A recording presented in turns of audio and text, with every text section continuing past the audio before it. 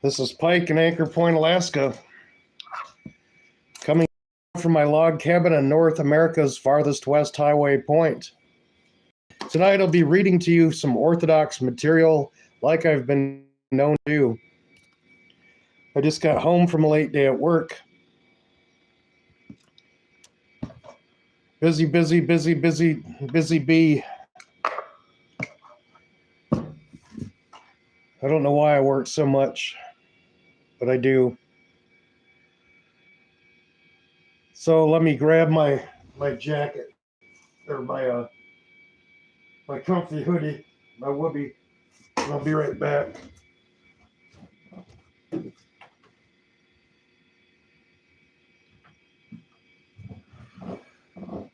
It's the best thrift store find this year. This big low alpine fleece is brand spanking new, $2. Can't beat that. I usually let my cabin go down to like 48, 50 degrees during the day. Then I just turn the heat back on when I get home. I just need to make sure that I don't freeze my water lines. Tonight's first reading for us is called Who Are the Cherubim by Alexei Solzhenitsyn. Many people came to the church thanks to music. She also played an important role in my churching, which took place under the strict guidance of Father Evgeny Shestun, later Archimandrite Grigory, who fed us with spiritual bread. A small bread shop, abandoned and dilapidated, was given by the authorities of Samara to a church. And on this place, in 2 or 3 years, a well-known and beloved church in honor of St. Sergius of Razdonas grew up in our city. The first musical impression that struck me was the unanimous, harmonious singing by all those who were at the service of the Mother of God prayer. Oh, my most blessed Queen. It was surprising that all people, it turned out, knew the words and sang with such sincere feeling. Cordiality in the very words of the prayer were a revelation for me, taking my heart with a prayerful appeal to her as to the last hope for salvation. In these lines there is faith that it is she who will help overcome all sorrows and troubles. My most gracious Queen, my hope, the Mother of God, the friend of the gray and the sorrowful, the protectress of the sorrowful, the protectress of the oppressed. Some church Slavonic words sounded unusual, but their meaning was perceived not by the mind, but by the heart. Singing, as they say, both old and young, simply dressed middle-aged women, men in jackets and ties, in jackets and without ties. It was springtime, closer to Easter. In the eyes of the woman standing closer to me, I saw tears. Behold my misfortune, behold my sorrow. Help me as I am weak, feed me as a country. Amazing words that I didn't remember right away, but I firmly decided to learn. The service was over. Overcoming my shyness, I asked Mother Irina, later Abbess Anastasia, Abbess of the Zavolsky St. Elias Convent, where I could get the texts of this Mother of God prayer, as well as the other liturgical hymns. She nodded left and then brought me a book with prayers. This was my first prayer book, small, old, but it turned out to be very valuable to me. Not yet knowing the order of the divine services and only understanding their main meaning, especially of the divine liturgy, I felt especially excited when the cherubic hymn was sung. And just as a side note, if you haven't been to an Orthodox divine liturgy, especially an Old Rite Orthodox divine liturgy, if you can make it to one, make it to one. If you can make it to any Orthodox divine liturgy, please go at least once, no matter what religion you are. Please go at least once, and you'll know. You'll know things that I can't even express to you. You'll have to feel it for yourself. I felt especially excited when the cherubic hymn was sung. I don't know why, but when it began, my heart sank, and tears always came to my eyes. The great entrance began. All those who served the liturgy came out of the deacon's doors, lined up on the solia at the iconostasis in a row, facing the worshipers. As they marched solemnly, the singing continued. In the Orthodox Church, Everything is focused on worshiping Christ. The altar is where Christ lays behind the holy doors. Until you experience it for yourself, you can't understand what I'm telling you. Howdy, fellow Alaskan. Good to see you. Who are the cherubim in secret? And the life-giving Trinity sings a song of song. I understood who the cherubim were and that they were secretly singing to the Trinity, that is, to God. This is a particularly solemn moment in the liturgy when, holding the sacrificial chalice, the priest first commemorates the patriarch and ends with the Orthodox who have gathered in the church today. But why does this particular hymn touch the heart so much? After all, this is not yet the beginning of the Eucharist. That is, the moment when wine and bread mysteriously become the body and blood of the Savior. Let us lay aside all the cares of this life. Yes, and this is understandable, and there are other hymns in the liturgy, also beautiful, also no less important, for the entire course of the most important service of the church. So why is it the cherubic hymn that touches me so much over and over again from service to service? Why do tears come to your eyes at these moments? Moreover, there are different chants of different, as I found out, composers, but the effect on me is the same. Once after the service, Father Eugene invited me to his office. Something had to be clarified. At that time, he explained to an elderly woman who served in the church that during the singing of the cherubic hymn, something happened that should not happen under any circumstances. You see, at this time in church, everything should be focused on prayer. No one should walk, much less talk. You don't even need to pass candles. Yes, I understand everything, Father Eugene. It was not the first day in church. No, you don't understand. Since today you walked around the church and even talked to one woman, and quite loudly. Therefore, I am forced to make a remark to you. But Father Eugene, she stood with her head uncovered. Let it be. After the service, they could have approached her and calmly and politely told her, and you have chosen the most inopportune moment. After all, what is the cherubic hymn? After all, it is sung in remembrance of Christ's voluntary procession to execution. Do you know that? The woman looked at Father Eugene in confusion. It was obvious from her whole appearance that she did not know this, and I did not know.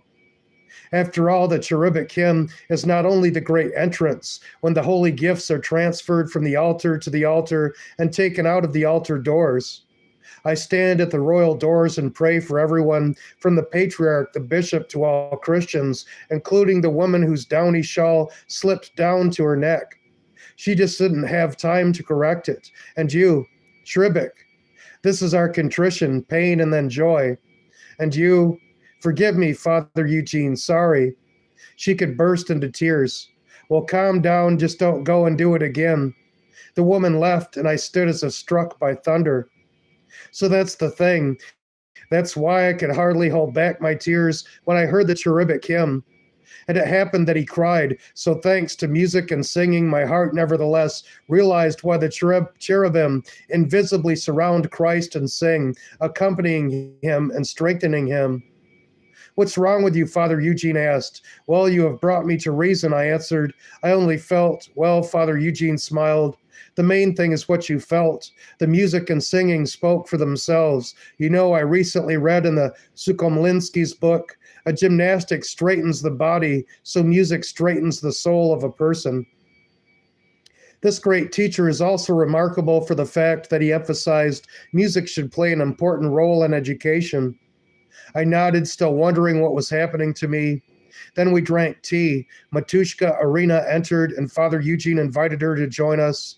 Gradually, I came to my senses and looking at my mother said, you know, just as I thought about physicists and lyricists, when I was studying at the university, a poem was very fashionable, where there are lines, something is held in high esteem by physics, something is in the lyricists, in the fold. Do you remember?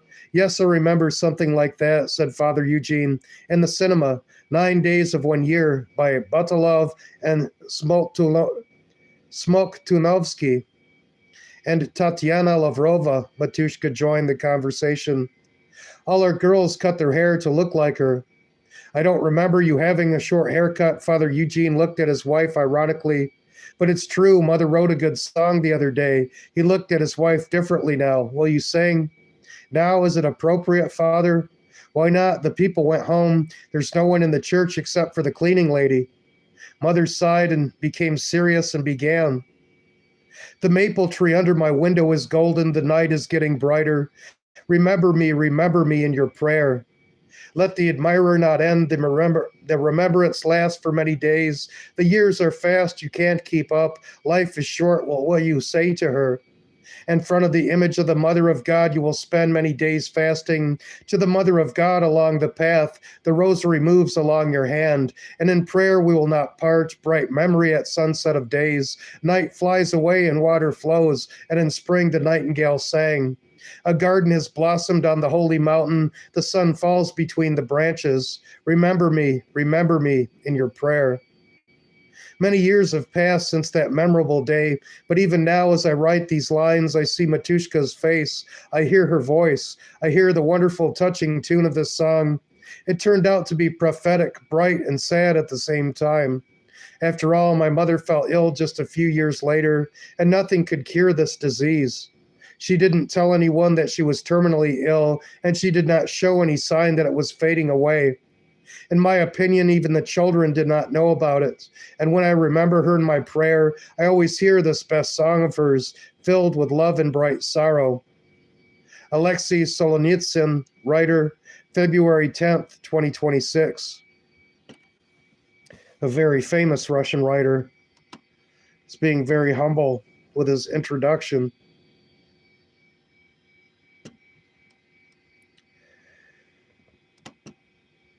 Thanks for joining me, brothers and sisters. The next reading that I'm going to do for us, And Hedgehogs Want and Do, by Vladimir Grigoryan, from the Eskom Vera newspaper. Pesochny, or the Count's Colony. He was 55 when both kidneys failed, but he continues to live. Every fine day sails in the nearest lake. 3 times a week he goes to St. Petersburg, first to the church at the Seraphim Cemetery, of which the choir director is a quarter of a century, then to the music school to cook a children's choir for the next concert. Unfortunately, his a young, inspired voice cannot be conveyed on paper. I'll tell you about it as best as I can. We are walking with the composer,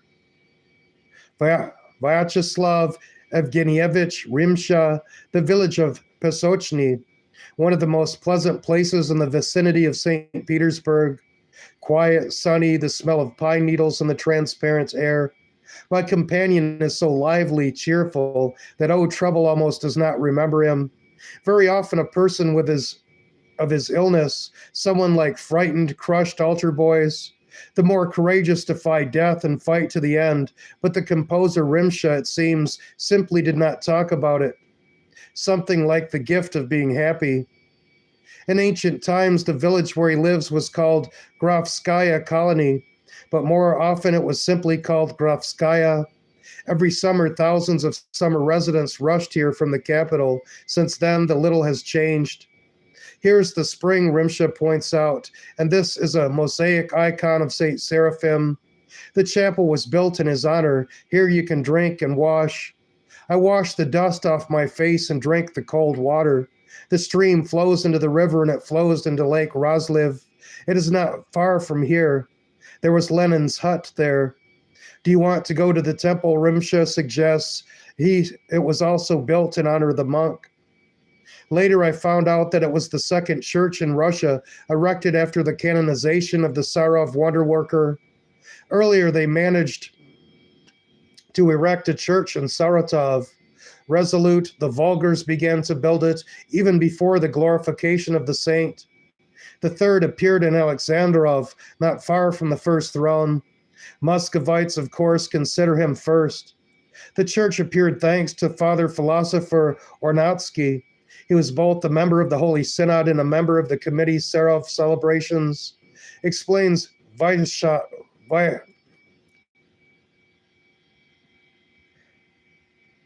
Vyacheslav. Sorry, it's hard for me to switch dialects sometimes. Vyacheslav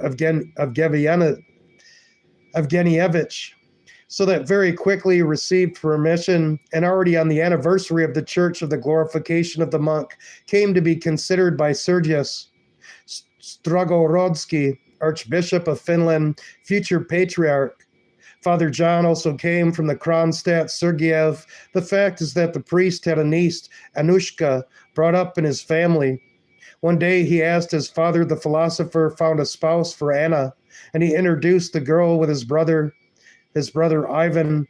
Anna and Ivan got married, and later for some time, Father John Ornatsky became the rector of our village.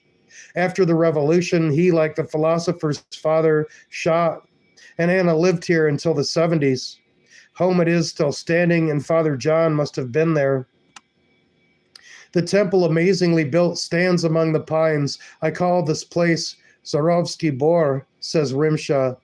Next to it is a large granite stone. The date is engraved on it of the Pesochny Foundation.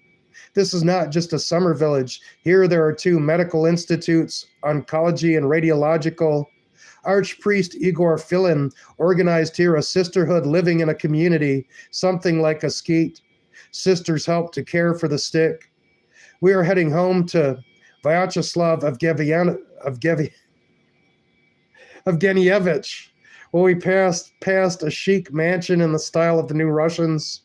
Rimsha said sadly, nobody lives here, and so it was a clearing, and this one a large house, ancient pre-revolutionary. During the blockade of this, the owners had nothing to feed their children with, and they exchanged part of it, land, for a cow. And after the war, a house was built there, in which I've been living for the last 16 years. Come in. Let him decide for himself. You have an interesting surname, I say to Vyacheslav Evgenienovich. There's a famous sculptor in Lithuania, Petras Rimsha in Germany. The historian Hans von Rimsch and the Belarusians had such a bogatyr, Rimsha. The surname came from somewhere in those places. My great-grandfather's name was Kazimir, and our family moved to Belarus from Lithuania, so grandfather Tomasz began to be called Foma Kuzmich. He was a digger in the construction of railways, then became a party worker. He told how they fought with the party opposition, not allowing Zinoviev to speak with Kamenev. As soon as they began, grandfather and his comrades, they got up and began to sing the Internationale. So my father was an atheist, one might say, from a young age, nails. At home, conversations on religious topics were unthinkable. Dad was a communist, an ascetic. I remember his coat, repainted, refaced from an overcoat. He was the first to come out. On Sabotniks once in winter, we went with my mother to cut a clearing through the forest. No one was surprised that we have to do this, but here is another memory. My grandmother died in Moscow region, and my mother and I went to the funeral. At the funeral service, I saw my mother praying for the first time, kneeling. I pushed my uncle, Uncle Dima, and he told me, be silent, be silent. His father was a talented craftsman, carpenter. He could make shoes. He was a furrier. He understood electronics. The engine he could disassemble and reassemble with his eyes closed. In one of the laboratories where internal combustion, he was invited to the position of chief engineer. But my father preferred to tinker with airplanes. He was an aircraft technician, regimental engineer. I graduated from school just before the war. I have a photo of him speaking at a rally in May 1941. The planes that he prepared for flights did not leave battles, and one of them, a night ram, was committed. Then they were recalled from the front, sent to study the jet engine. He became one of the first people in the world to understand that this such. He lectured to officers in front of his eyes during the jet landing test on skis, crashed. A pilot named Grigory Bachevanzi crashed on a jet landing on skis. Dad said that I would become an aircraft engineer, joked then that I would be able to build the R-1 aircraft. R means Rimsha. The prerequisites for this were I was sent to mathematical Olympiads, and when I decided to become a musician, the school principal tried to convince her father that it was a whim that I should become an engineer. Father, of course, he was in favor of it, but he said, let him decide for himself. Why does he need this? After all, he will become a simple musician. She was perplexed. Well, yes, otherwise I would have become a difficult engineer.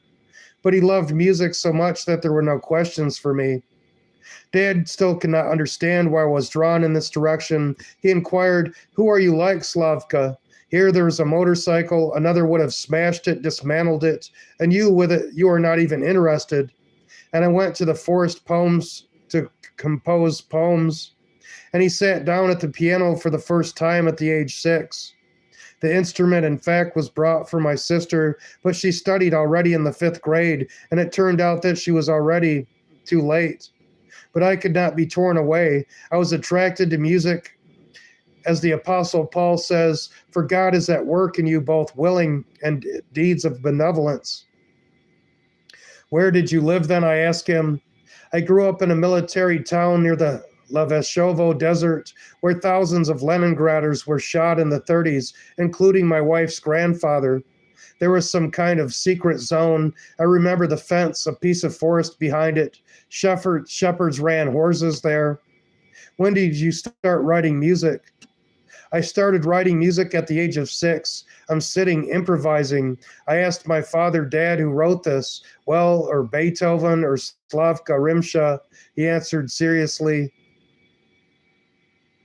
Vyacheslav Evgeniyevich laughs. I recently woke up. I said to Rimsha, I heard a wonderful music.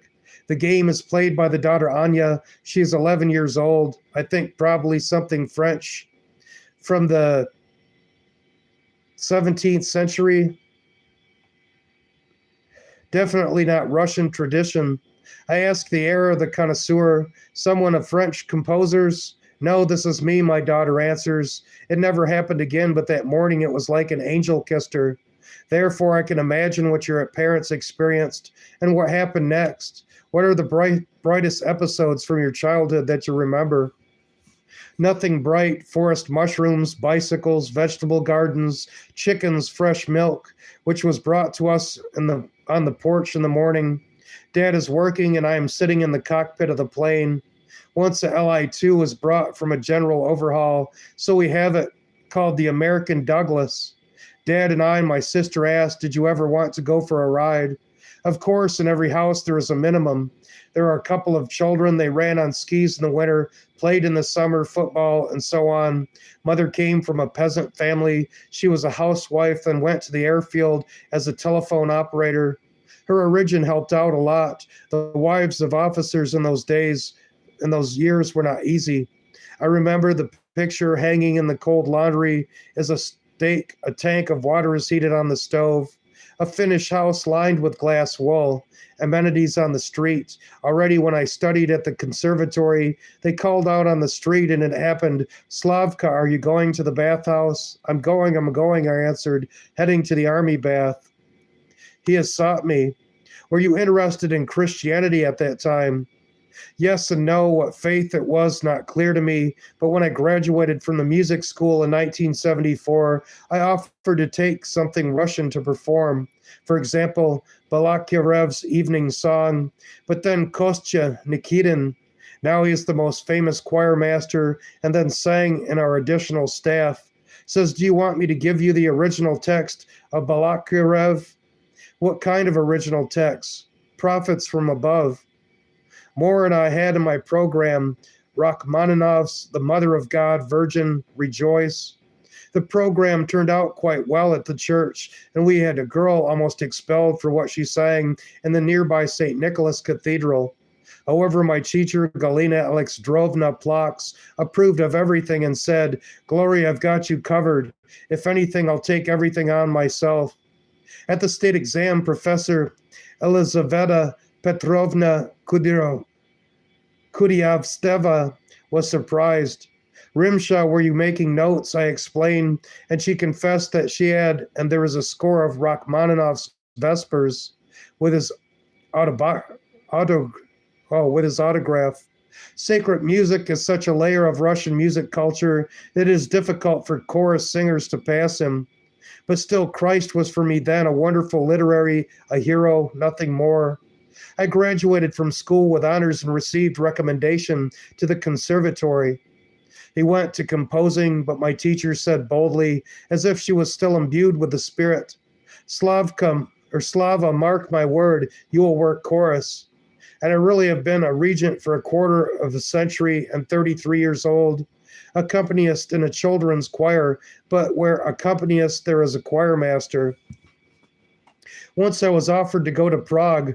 My supervisor, Professor Kalmikov, then rented a dasha from a believer woman who said to me, Slava, you are going to Prague and your patron saint is Vyacheslav of Bohemia.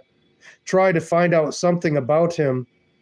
Okay, in Prague, I went for a walk. I saw an equestrian statue standing, and then it was as someone said to me, Silly, this is Vyacheslav Czech. You wanted to know him. It was quite unusual to hear these words. It's not clear from where they're coming from within, or maybe from without. Thus the Lord introduced, and when I went to see the Prakovsky rocks passing Stara Boleslav, I saw another statue. My heart beat again. Who is it? It turned out that we passed the place where Saint Vyacheslav was killed in the 10th century on the steps of the church by his own brother. According to the chronicle, blood it did not dry for several days. In Russia, the Holy Prince was the very martyrs Boris and Gleb. In Russia, the prince was prayed for by the holy martyrs Boris and Gleb, or Boris and Gleb prayed to him. This is how the heavenly patron entered my life, but before faith it was still far away. My thoughts were devoted to music, life was filled with it, and I can't say that I have anything lacked. I either wrote music or did pianism, or I listened to the scores. There was a burning desire to join the union composers, because without this there is nowhere. The hall will not if you take it off. They won't publish you. I joined it in 1984 and I was 29 years old. And a year later, I came to church. It had something to do with the music. I mainly wrote chamber music, cello sonata, vocal suite, romances, primarily for choir. True, I had a concert called Boris and Gleb, written on a spiritual verse. In vain we molest the ship. Beautiful to brother Boris and Glebo, brother Sviatopolch. Do not destroy Nayu, for yet you are velmi maladi. This music was noted as very peculiar and advised to work in this direction. Listen to you, you lived in an Orthodox country. Yes, and when I came to the church, my friend said, Slava, you've always had a penchant for this. The inclination was pure artistic. I answered, no, you do it because you're inspired. You've always been drawn to Old Russian. These are true. In Moscow, I could walk around the Andrei Rublev Museum all day long. The relatives even got worried. Something is uncomfortable for us that you keep walking there, but it was no faith. No, it wasn't music that led me to God. Why? After reading Raymond Moody's book, Life After Life, I believe that in the immortality of the soul, but you never know why it can be immortal. Only one of my acquaintances, I remember, told me, do you want me to explain why you came to the church? Your sister gave 40 mouths for you. You can take it as an answer. I don't know myself. Sister, I came to the church 2 years later. I remember running in front of him, me with a cross. Well, look how pretty. Well, put it on. Everything in me protested. I answered, Leusha, these are your business. Don't touch me. Then I felt sorry for her, and I put on the cross. Next, she's offered that I take communion, but then I couldn't stand it. Such anger, such rejection. I said, you know what? I don't want you to talk to me about it anymore. Sister was frightened. Okay, that's it. I won't talk about it anymore. Sorry, I'm translating this from Russian, so some of it's just a little bit catchy for me. A few days later, my army friend Valera Vlasov, he invited me to Pskov, where he had a girlfriend he knew. He went for a walk around the city, went to the Trinity Cathedral, house of the Saint Olga, equal to the apostles. Suddenly, I see a comrade at the conservatory, Sergei Shish. He later became an old believer priest, then returned to our church, and at that time he was a choir director in Troitskoye. Says, Slavka, come here to our choir. So I didn't know anything. It's okay, I'll give you a party, ladies.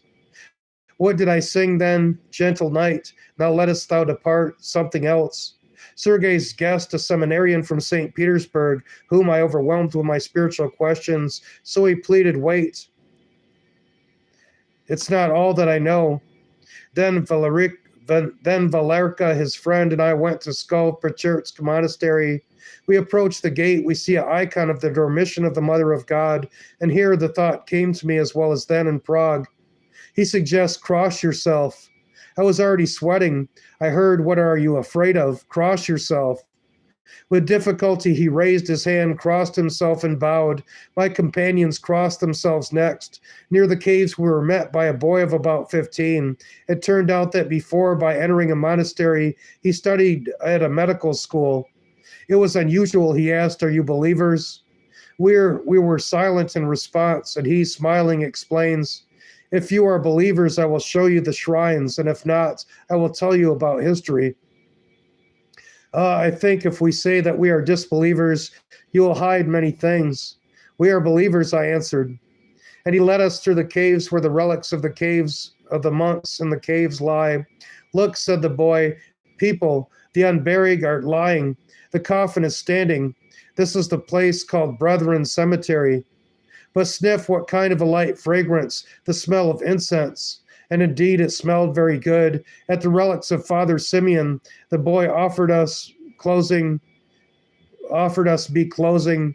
We didn't know how to do it. The attendant explained, put your hand into the niche and take hold of the grave. I didn't feel anything, but Valerka seemed to be hit by an electric shock, all 5 of them perhaps, because it didn't have a cross on it. I returned home. My sister asked me to take communion again. Timidly, they say, it would be good for the beginning of the school year.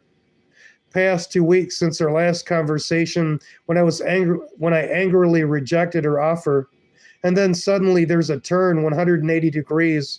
Such joy in the heart, as if I learned that a dear friend was coming to visit me. It was mine, the first and very memorable experience of spiritual life. And I did conclusions. First, spiritual life is the life of the heart. Second, God acts himself. I never sought God, he recovered me. And when I communed for the first time in the church of Smolensk, the Mother of God, then, one might say, he began to become churched. And the first time I went to communion with my sister, and the second time I went by myself. It happened on my name day, St. Vyacheslav's Day. It was 1985. And in the summer, I rented a dasha in Izborsk. He lived in a village hut. He read the Bible, rode a bicycle. There he met Father Alexis Lapukin. How many years have passed? Priest is no longer in the world. He died right at the meeting. With the celebration of the with the anniversary of the 1150th anniversary of Izborsk was discussed. And then in the mid-80s, he was a young priest just now who graduated from the academy, and it so happened that he held a choir director that ran away, so he asked me to replace her. I agreed, but I was terribly nervous, and not for no reason. When Father gave me 6 psalms, I began to recite. You know, it's like at school, but I see the grandmothers looking at me sideways. It turned out that you need to read without expression and the same tone. The 600-year-old church from the Izborsk fortress, neither has never been closed in its entire history. A fortress in a fortress. It was my first experience as a choir director. And I know exactly what he means when he's reading the Psalms in church, because I have to do this too. And you know, if you make a mistake, somebody's going to be quick to correct you. The babushkas are going to be so quick to correct you. Not that word. And tell you the right word to say. It's kind of funny. It is a fearful experience before God, but also before your brothers and sisters. I don't know how it's possible that After reading so many words, my deacon can catch me. One mistake, it doesn't matter. I make one mistake on a word. He already knows. He knows the right word. I can't understand how he can do it. How to find a spiritual father. My sister and I went to Smolenka, and then I heard an Orthodox believer needs a spiritual father. Sister went to Father John Krestyankin, and she said that she and her brother did not have a spiritual father. The elder was amazed and advised me to turn to Father Vasily Yermakov. They were fellow countrymen, both from Volkov, Vyacheslav Evgenienovich. How did you end up with Father Vasily Yermakov? We did not immediately decide to go to the Serafimovskoye cemetery, but he was well known to our friend Tanya Tushina. By the way, she was the spiritual daughter of Elder Simeon, to whose coffin I venerated in Pskov-Pochersk Monastery. I knew Father Vasily from childhood, from time to time when he served in St. Nicholas Cathedral. He was friends with her parents, rested in their apartment after services, and even had his own slippers there. Tanya gave them to me, then she gave it to me. The best guide to Seraphim Church that it was we could not find. Do you want me to take you? She asked. Of course. We agreed. She came down and sat next to the priest. This is a kind of bench where they put a coffin for funeral service. Father Vasily asked about her parents. He replied that they were atheists. Well, maybe you can beg with sister, he added, then added, come to me. I began to come to his services to take a closer look, but so he got used to Smolenka that he did not forget her either. And then I made up my mind, said to the priest, be my spiritual father. He said, Slavochka, I've been telling you for a long time. Come to me. Well, where did you go? To Smolenka? Drop them and come to me. Father Vasily, with false modesty, did not suffer. What did not happen, probably because the will of God was revealed to him, so that there was no need to delegate. But I realized it later, and at that moment I was just stunned. Wow, I thought. Optina. In the conversation, there was a mention of Optina. I clarified I knew Vyacheslav Evgenienovich, 3 monks killed by a Satanist on Easter night of 93. I've read you the story before. The Satanist stabbed these 3 monks in the bell tower and at the gate. Vasily Trofim Therapont, it turned out what they asceticized in the monastery at the same time. How did you get to Optina? I went there for many years. The last time was in 92. The birthplace of Father Vasily is located not far from the monastery. When they began to clear the garbage in the monastery and found a grave of St. Ambrose, Father Vasily said we would go and see where our father lived. And off he went, asceticized there as a cook and a singer, and left on the left Kleros. My cot stood next to the one on which I slept, with next to hero monk Vasily. However, when they met, he was not yet a monk or Vasily. His name was Igor, a very handsome man. I found out later he was a member of the Olympic USSR national team, studied at Moscow State University at the Faculty of Journalism. There was such a business secretary, the abbot, after all. We didn't talk much, although he treated everyone cordially. One day I saw him putting down some manuscripts under the mattress, and Orthodox books then there were none. Even photocopied ones had not yet appeared. He asked permission to read. Take it, of course, he answered. Only put it back later. The next year I was tonsured by him. The impression was amazing, how the tonsured crawl on the floor in some shirts barefoot, then they throw scissors to them 3 times. I don't describe it clearly, you need to see it. Then the monks must 3 to spend the night in the altar of the skeet of John the Baptist. When the 3rd was over, I remember I was standing on the Kleros, and my father Vasily passes by with a candle. Suddenly he turns and says, Slava, I stood with this candle for my last liturgy, take it. Why the latter? The last of those that falls on the time of tonsure. And on the Transfiguration, Father Vasily, already a hero deacon. I read my first sermon, amazing, artistic. But the main thing is that he was so inspired and free when he was reading.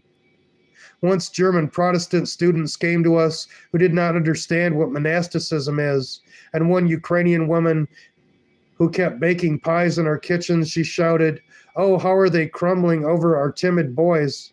But I can't. Here, Igor, or Father Vasily came in and calmly said, "Why are you making a noise? And the communists are above us. How many years have they been bullied?"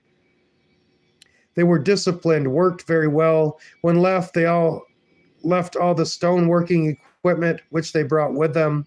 We fed them for the last time, and they said they wanted to thank us and sang hallelujah to guitar. They sang well and rejoiced, "Oh God, save us." Father Vasily taught me how to treat people. He was not tempted by some mass winds like condemnation of people of other faiths for being different. The last time we saw each other was a few months before his death. I left the monastery in the fall, and the fathers in the spring were killed. Oh, that's interesting. This is about those fathers. Father Ambrov Nevtsov, who lived next to the cell with Father Vasily, said that Father Vasily was looking for me. He asked me to come in. I went in. "Slavochka, are you leaving?" asked Father Vasily. "I'm leaving." Then he gave me 2 books as a parting gift: Sermons of St. Sophronius of Jerusalem and the Florentine Union of St. Mark of Ephesus. We never saw each other again. I saw Ferapont only from the side. I remembered his fiery hair. We talked to Trofim and Meme. Leaving Uptina, I approached him. He worked in a bakery and asked, "Father Trofim, you didn't have bread for me. Will you give it to me?"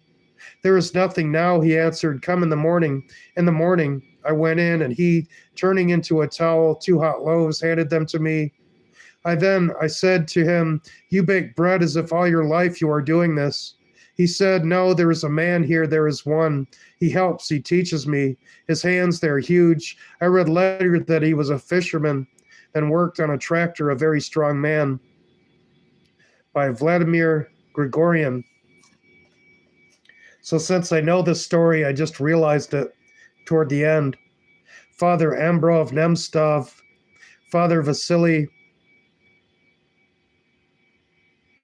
and Father Ferapont, 3 monks. A Satanist came into the monastery with a large knife, and while one of them was ringing the bell, I believe it was Father Ambrose, he got stabbed in the back several times, and he never fought back against the man that was murdering him. He kept ringing the church bell, as was his order, his obedience. He kept his obedience to God by ringing the bell, even when he was being stabbed to death with a large knife. And then as he tried to make it out of the bell tower, he just said, "Help me," because he couldn't make it. He was already falling down. So then I think it was Father Ferapont ran to help him and also got stabbed several times and murdered. And Father Vasily, who also, they didn't mention it, even though he was on the USSR Olympic team, but he was also a skilled fighter, didn't fight back, and also let the man murder him. So they all 3 became holy martyrs to Christ. Later on, the man was caught by the police. The man was under the influence of the devil, and on his knife he had carved a bunch of satanic symbols.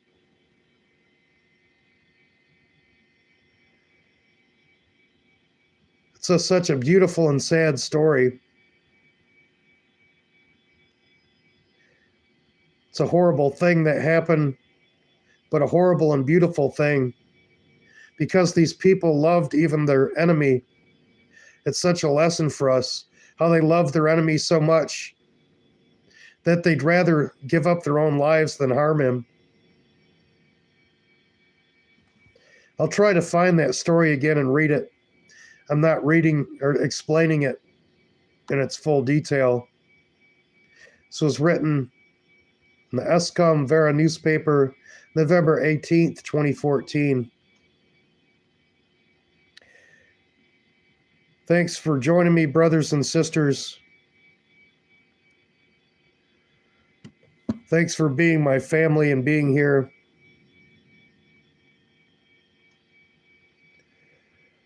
God loves you all so much more than I could ever express. All of you are loved. Turn to God and tell him everything on your heart, everything that you need help with. Everywhere there's monks praying for us. What a beautiful thing. No matter whether it's day or night, because this earth is divided up in such that my brothers on one side of the world are waking up and seeing this in the morning. And on this side, we're getting close to getting ready for bed. It's evening here. And morning prayers and evening prayers are being said at the same time. And prayers for all of us are being said at the same time. God bless you, brothers and sisters. Maybe I'll be back on in a bit. We'll see. My nose is kind of stuffy today. It was a long day. God bless you all. Paka paka.